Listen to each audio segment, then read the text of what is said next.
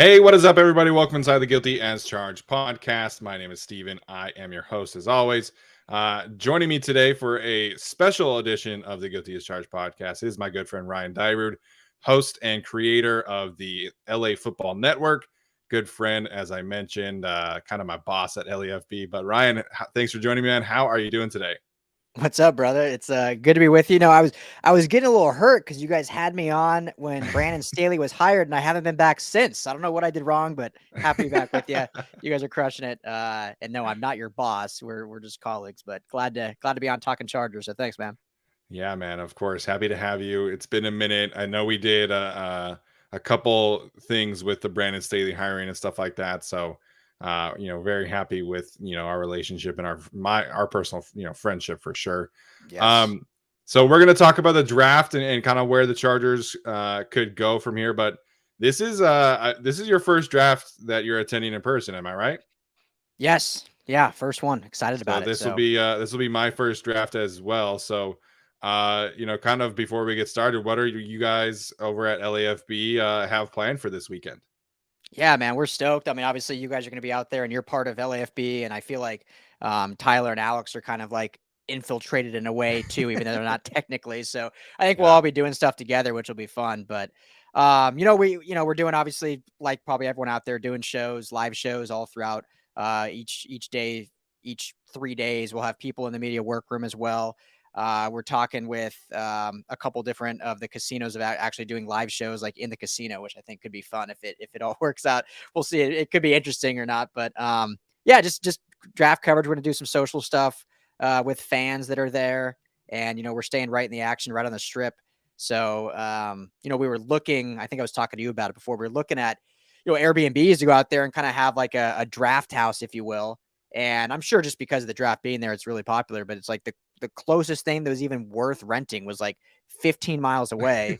I'm like, well, Yeah. that's not worth it. I'd rather just be on the strip and be in the action. So we'll be down there hanging out and working, covering the draft, having some beers, having a good time. So Vegas, can't wait to be there. Excited to see you guys there too. I know, man. It's gonna be so exciting. And my Brooke was making fun of me the other day because I'm taking work off from my regular job and going out here with Tyler, and Arjun's gonna be there, and you guys, of course.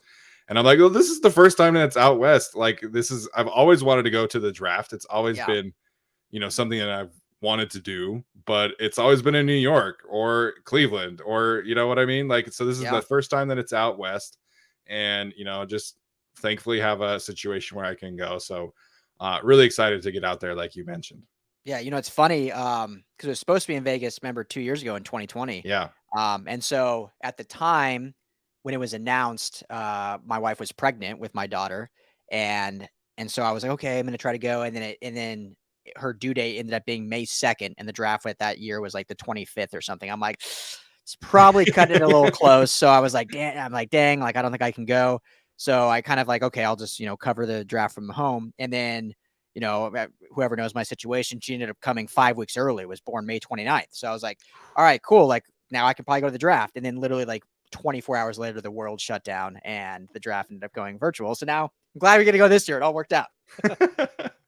2 years later, we finally get to Two head years to Vegas later, for the draft.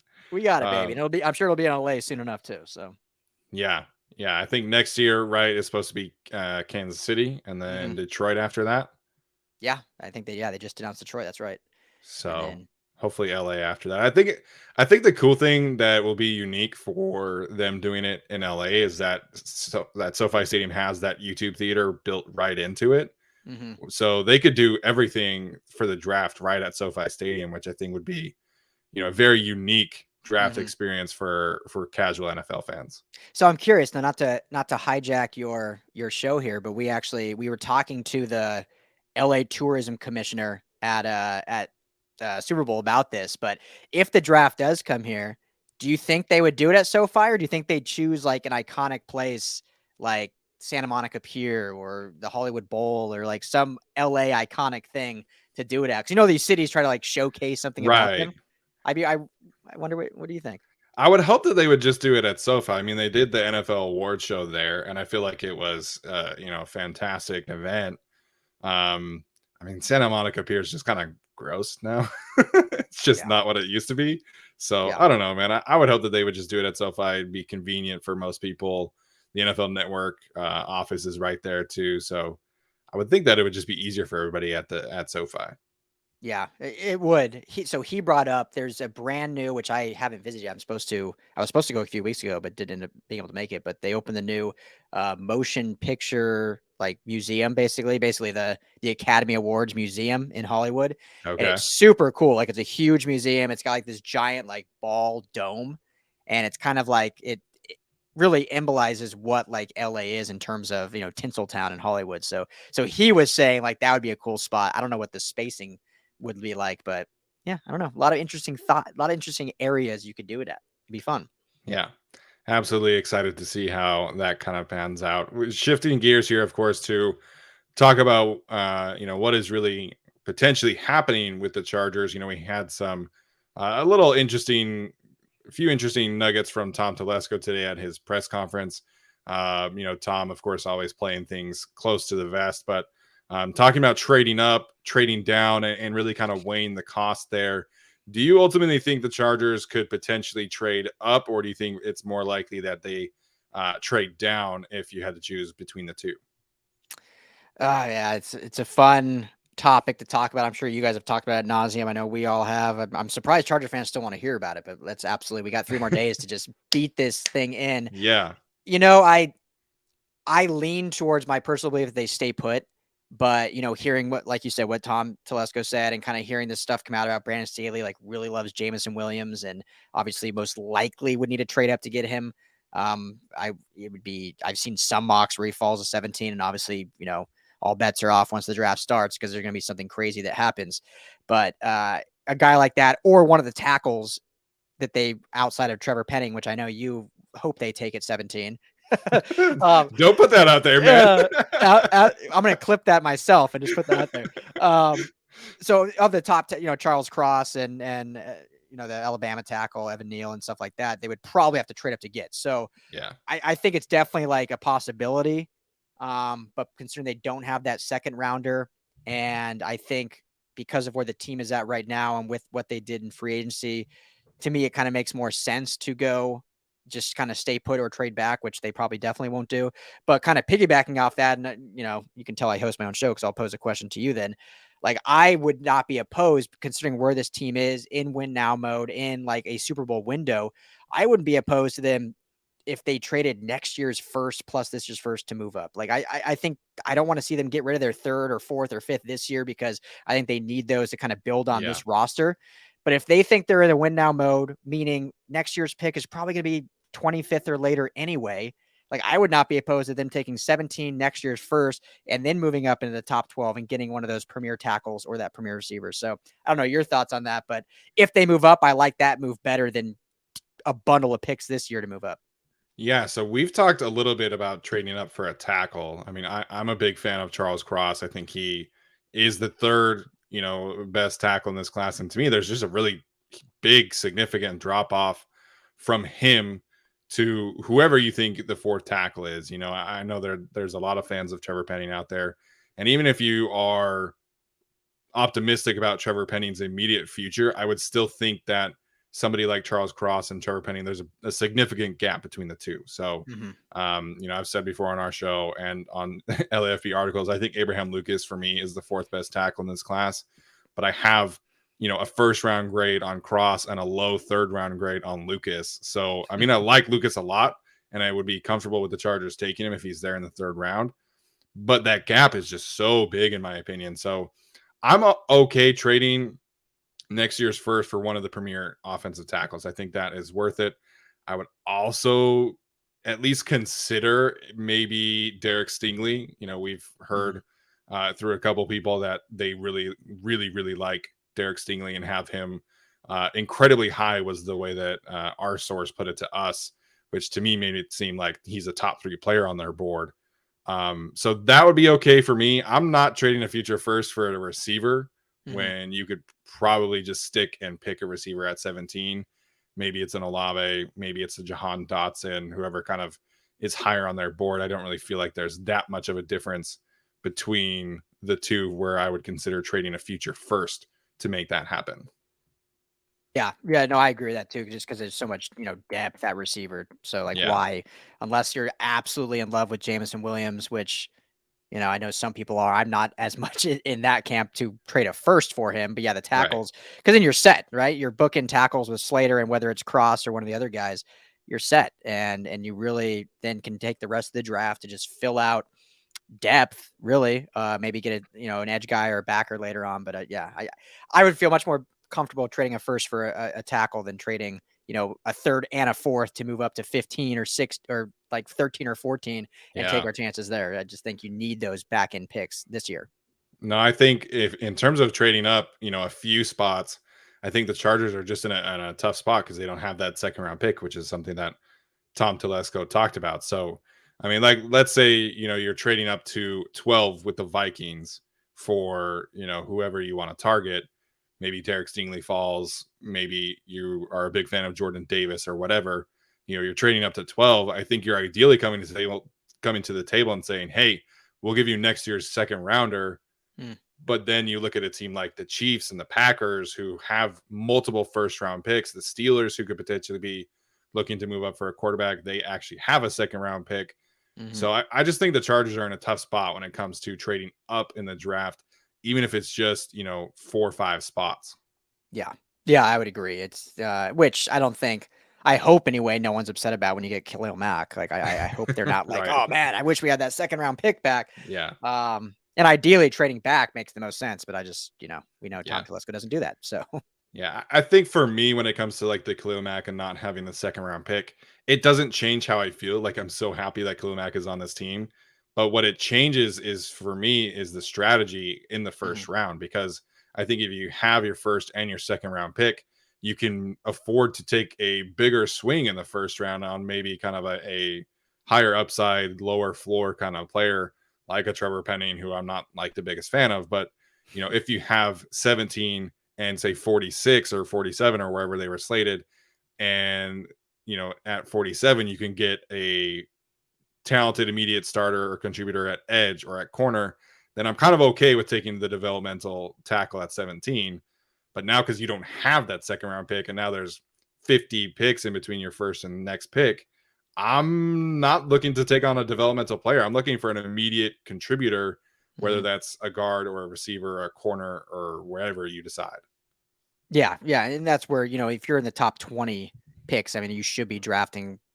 You would hope a day one starter, or at least a Yeah. fringe starter, not a Trey Pipkins, right? Who's going to have to develop behind guys, and you're going to have to Yeah. teach things out of him and whatnot. That's not what you want in those top 20 selection areas. So, um, yeah, I mean, it's going to be really fun to watch, Steven, because it's just like this board can fall so many ways. It's the first year I can remember where there's so much uncertainty. Like Yeah. obviously every year there's some uncertainty, but this year there's so much just because A, the quarterback class is weak. B, like no one has a true number one player at most, like almost every position has like differing opinions, right? Like I feel like Yeah. last year it was like far and away, like Jamar Chase was the number one receiver. It was like pretty damn close. It was Penei Sewell or Rashawn Slater were your tackles. Right. This year it's like so many different opinions from 1 through 5 at like every position. It's crazy. Yeah. I mean, last year everybody knew that the first 3 picks were going to be quarterbacks. Yeah. And then the next 3 picks, you knew that Jamar Chase, Penei Sewell, Kyle Pitts, probably in some kind of order. Yep. And then you kind of, draft starts at 7 kind of mentality. This year, I mean, Trayvon Walker is now the favorite for number 1, which we both think is ridiculous. Yeah. Now there's talk today that the New York Jets would take Jermaine Johnson over Kayvon Thibodeau. I mean, there's all the Sauce Gardner range. Like, really, I have like no clue what happens. Like, what if the Detroit Lions take Kayvon Thibodeau over Aiden Hutchinson? Then kind of what happens? What if the Jaguars take Ike Ekwonu instead of a pass rusher like everybody Yeah. thinks? Like, I think there's just so much intrigue at the top. And then you have the Panthers and their desperation for a quarterback. I mean, the Steelers need a quarterback, the Saints in that trade and kind of how that's looming over everything. There's just like so many possibilities that can happen. And obviously, the Chargers just kind of sitting there at 17, waiting to see what happens in front of them. Yeah, which I think they're in a good spot over. I know it's a weird situation. You said it's a tough situation, but I think overall it's a good spot. Obviously, it'd be nice to be higher up. Blah blah blah blah blah. But question for you. This is gonna be off topic a little bit. But do you think Baker Mayfield gets dealt on draft day? Like, let's say, I Mm, know the Panthers have come out and said they're not trading for him before the draft, but let's say the right. draft kicks off and they're like, all right, you know what? Like, let's go after Baker now. Do you think that any possibility that happens? I mean, never say never, of course. I would think that the Panthers or the Seahawks, who are kind of the two likely teams, really the only teams who need a starter, I think they would kind of prefer to wait and see how the draft pans out. Yeah, You know, because the last, Matt Corral went very, very high in the LAFB mock drafts that we yeah, did. But I mean, if the Seahawks can maybe trade back up to like 32 with the Lions or 31 with the Bengals or something and get Matt Corral there, then obviously that takes another, chess piece off the board. And the Panthers don't have draft capital to trade this year. Like, yeah, they need to make these picks. And yeah. so if you take a Charles Cross at 6 or Evan Neal or whichever one kind of is left, then after the draft, in the next couple of weeks, say, hey, we would like Baker Mayfield. Like, how can we make this happen? So I lean towards it happening after for Baker. Yeah, it'll be the last time I can remember it kind of happening was it 20, it was in Baker's, was it, no, it was a Kyler Murray's draft when the Cardinals They traded drafted Rosen. Murray and then traded Rosen like a round Yeah. later, or like not even a round later, like an hour later. All of a sudden they traded Rosen to the Dolphins. So I would be interested to see if, like, okay, the Panthers take a tackle and then say, you know what, Cleveland has no ground to stand on. Like, they already signed Deshaun Watson. They're already paying him a ton of money. Like, we can get Baker for literally a 5th round 2023 pick. Like, why wouldn't we do that? So I'll be Yeah. interested to see. Now, like you said, going back a little bit, I do think the Chargers are really in a fantastic position. I think, Yeah. Tom Telesco's never traded down, but I do think that this is as good of a year as any because they don't need a receiver. Like, I'm sure they could take a Chris Olave or Jameson Williams if he falls, but like, let's say the Packers really want one, or the Titans or the Cowboys or whatever.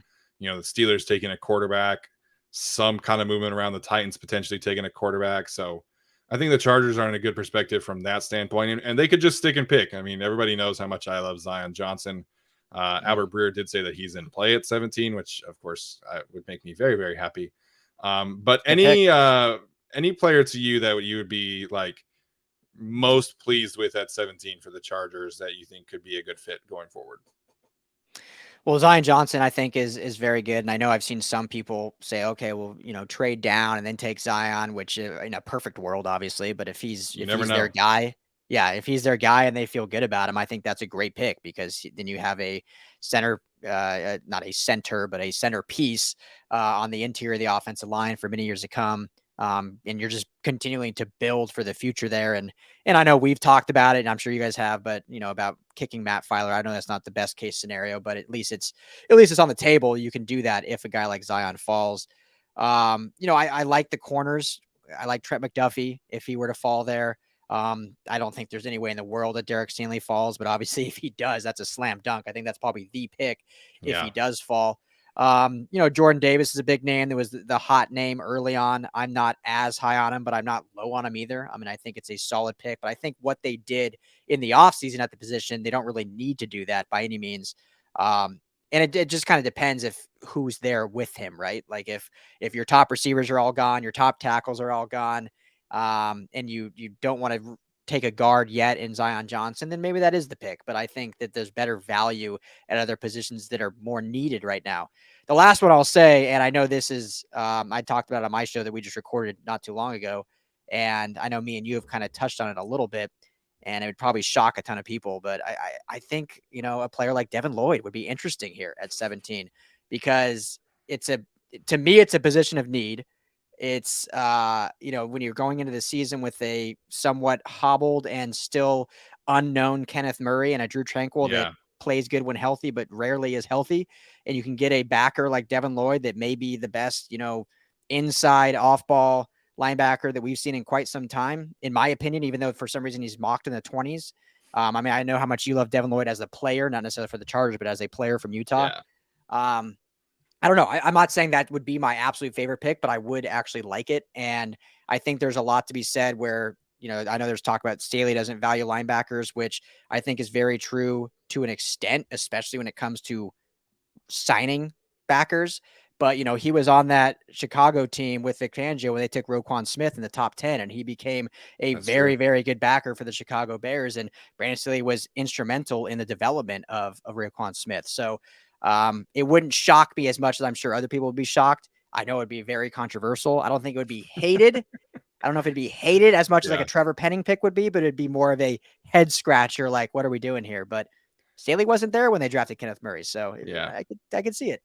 No, I mean, in terms of the fan perspective, right? Like I see a bunch of fan wish lists, and it's like won't hate, and they put Devin Lloyd in that category, and I'm like, Devin Lloyd's a really freaking good football player. Like I do think Yeah, that Devin Lloyd, is the kind of linebacker that Staley would love to have.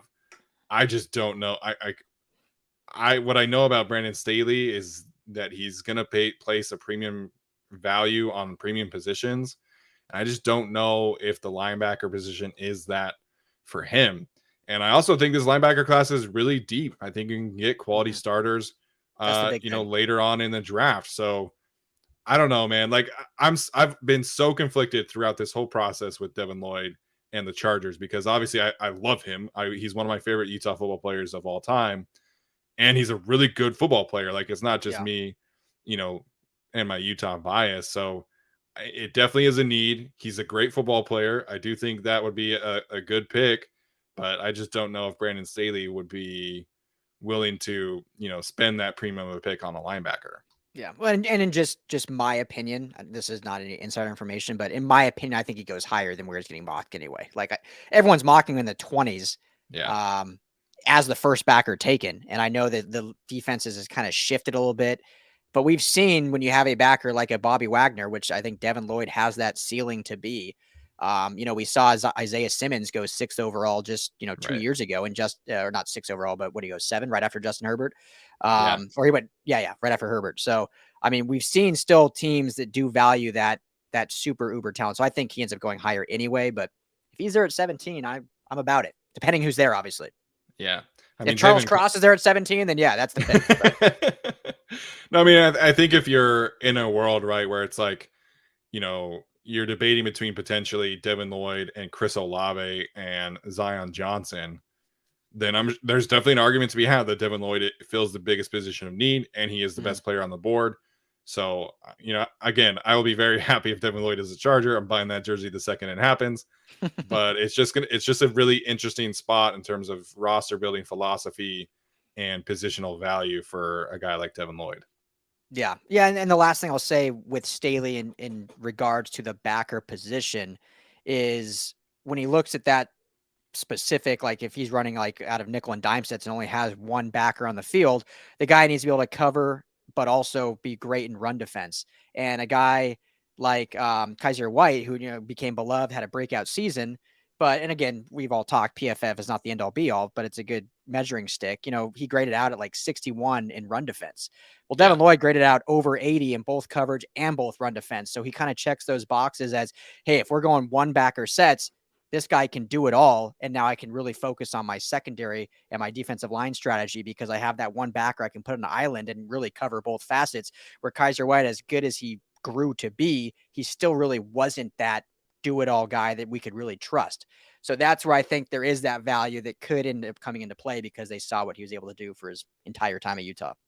Yeah. Well, see, this is why I'm glad we have you on because we haven't talked a whole lot about Devin Lloyd going to the Chargers because it's just, the three of us don't really think that it's something that would happen. So different perspectives are always important. There we Um, go. I want to shift gears a little bit here and not necessarily talk about specific players that you like for the Chargers on day 2 or day 3. Of course, you can mention them, but what's kind of your preference in terms of strategy, maybe positions more so than anything else that you think the Chargers should look to do on day 2? Of course, they only have the 1/3 round pick, and then day 3 as well. Yeah, I mean, obviously it's overstated, but all depends on what they end up doing at 17 to shift things. But I think you at some point, obviously, you need to get another secondary guy, and you could probably use both safety and corner. We Yeah. saw how the injuries stacked up at safety, really, and I think me and you are both pretty high on Mark Webb. I was pretty high on him last year when they drafted in the second round, but obviously, unfortunately, just couldn't stay healthy. I think he'll be, obviously healthy going into the year, but they do want to have some more draft capital allocated for that position. I think Staley has a good eye for that position, as he's kind of proven throughout his track record in coaching. Yeah. So I would definitely see a day 3, safety value. I think day 2, just that third. Really, okay, let's talk first about the third, because the third is so contingent, I think, on like 17. Like if they go receiver or Devin Lloyd or corner, it's like you almost have to take some sort of offensive lineman, right? In the Yeah. third, you like have to at that point. Yeah. And not necessarily have to take a tackle because you want to reach, but there has to be some sort of offensive lineman that you take. So, which I could see definitely being the play because I think there'll just be more value at 17 outside of the tackles. So I think the third round pick is probably looking like an offensive lineman. And then when we get to, 4 through 7, as I mentioned, the safety, a corner, I think a running back is a good need. I like Keontae Ingram. I'm always biased towards the LA guys just because I know them better. Obviously, I watch every game of theirs like Yeah. live in person. But Keontae Ingram's a back that, they can probably get late. I think he mixes really well with Austin Eckler, and he has not a lot of wear on his tires. Like he transferred from Texas last year to USC and still barely had 100 carries. So the guy is not someone coming in like those Wisconsin backs that are, averaging 300 touches a year. Like Yeah. he's a very underutilized running back that has a good skill set, great speed, can break tackles. And they're going to take it back probably at some point with one of those picks. So I'm sure we can get more into it, but without just being super long-winded here, I think safety, corner, and then offensive line in the third, and then a running back at some point in those late rounds. And then if you don't do a receiver in the first, you got to get some sort of speed receiver at some point, I think, which there's a Yeah. bevy of them, luckily. So I think they have options there. In that specific position group, the Chargers have done a ton of homework on those kind of day 3 receivers. So that's the thing, at least for me at that position. If they're not taking Chris Olave or Jameson Williams at 17, I think they honestly wait until like late in the draft, like round 6, 7, Yeah. to kind of address that spot. You mentioned Keontae Ingram. I've talked a lot about him on our show a little bit because he's always kind of I can't find a running back in the 3rd round, in the 4th round, the 5th round. Okay, I'm just gonna take Keontae Ingram late in the 6th round. Like that's that's always the go-to mock draft pick for me. Yeah. But I think he's a really good player. And you mentioned Pro Football Focus and it being a good resource. Keontae Ingram actually has a higher elusiveness rating than Breece Hall, who is kind of the consensus RB1 in this draft. So, I'm working on an all underrated team article for LAFB. Selfish plug, go check it out. And Keontae Ingram, it has some like legitimately good data to kind of prop up how we are feeling about him. And I think he's a really fantastic player. Yeah, well, I think his draft stock is kind of rising too. It seems Yeah. like in these last few weeks. Like I've seen some people he's like top 5 in their running backs. Like who knows where those running backs are taken, but I've seen him Yeah. climb into their big board for running backs. So I think he's a talented player that not a lot of people know about. But even with USC, when he came in, like Vavai Malapaya was like the unquestioned starter, and by week 4, it was Keontae Ingram, like hands down, like took over that backfield and was their featured back, which isn't saying much with how poor that offense ran, but he was him and Drake London were basically the 2 bright spots, and that was it. So Yeah. I mean, I think that's so important though, like for these running backs, right? Because they're, not all of them are going to come into the NFL with ideal situations. And, they've got to be able to have that skill set for me to be able to make things happen when your offensive line is not really doing doing very well. And your yeah, quarterback is not somebody that can kind of stretch the field and you're playing against stacked boxes. So I think it is an important skill set to have. It's definitely something that I've kind of lead on. Granted, like, there's always these attributes that are influence that we look for from, players that we loved. And so like all the running backs that I like, all my running back knowledge, like I always lean back on like my influences of LT, right? Like just that guy who's able to make people miss at any moment. And if you don't have any kind of elusiveness, if you can't make people miss in the hole as a running back, I'm out. Like I do not, it's not my kind of guy. Yeah. Yeah, you're not wrong. I mean, we all stem like from some sort of historical data point or fanhood or something. So I kind of look at it the same way. And the one position I didn't mention, but obviously needs to be mentioned, you can probably touch more on it. But I mean, edge is probably a position they're Yeah. going to have to take eventually because there's no depth there. So you're going to have to Right. add someone in those mid-tier rounds. And I mean, would it shock you? Would it shock the world if they went edge at 17 if one of these big names falls? I mean, it would have to take a fall. I mean, the George Karlaftis thing is really interesting. He's, kind of perceived as potentially falling out of the second round. I Yeah. don't think he really is a clean fit for what Staley really likes. And this is a good, edge rusher class. We can Hmm. talk about another USC guy, Drake Jackson. I think there's J. Sanders, who's been, kind of forgotten about in this edge rusher class. Nick Bonito, D'Angelo Malone, like that group of players could be an option for them in the second and the third round. But again, like if they take a receiver or a corner in the first round, that third round pick is almost has to be an offensive lineman of some sort. And then Yeah. you're kind of in the developmental edge rusher crowd after that. So it's just going to be a really interesting balancing act that the Chargers are going to be using this year. Again, one of the reasons why I wish that they could trade back or be aggressive on day two and use some of those compensatory picks and trade up into the draft and kind of solidify the trenches a little bit more. Yeah. Yeah. I mean, if they could somehow get back in that second round, that would be best case scenario, I think, because then I mean, I think in the first round they definitely will go BPA in some regard, Yeah. overall, but yeah, it's gonna be interesting to see. It's gonna be, yeah, who knows how the board's gonna fall. That's what makes it so Yeah. fun. It's going to be so exciting, man. So many possibilities. We'll get you out of here on this. I always like to ask my guests this question. Any favorite sleepers that you like, that you feel like maybe be a little underrated, a little disrespected throughout this process? Oh man, well, I have a few, but I'll stick with my LA roots. I love Kyle Phillips out of UCLA. I mean, Yeah. I think he has like a fourth or fifth round grade by most people, which is probably he'll end up going. But I think he's just a special player. He's not your burner, which I think he fits for the Chargers, but he's not like the receiver the Chargers fans want, right? They want your 4.3 speed burner guy that can fit differently. But Kyle Yeah. Phillips is just truly a do it all possession receiver. We got to have it. I mean, he's kind of similar in that aspect to Keenan Allen, I guess, but different size, a couple different intangibles. He's also a return guy, so they could use him in the return game. I know they signed a return guy to Washington, so they don't really need that, but he has that in his back pocket. Also had a punt return touchdown last year that was electrifying. So he absolutely tore it up at the Shrine Bowl, was uncoverable at the Shrine Bowl.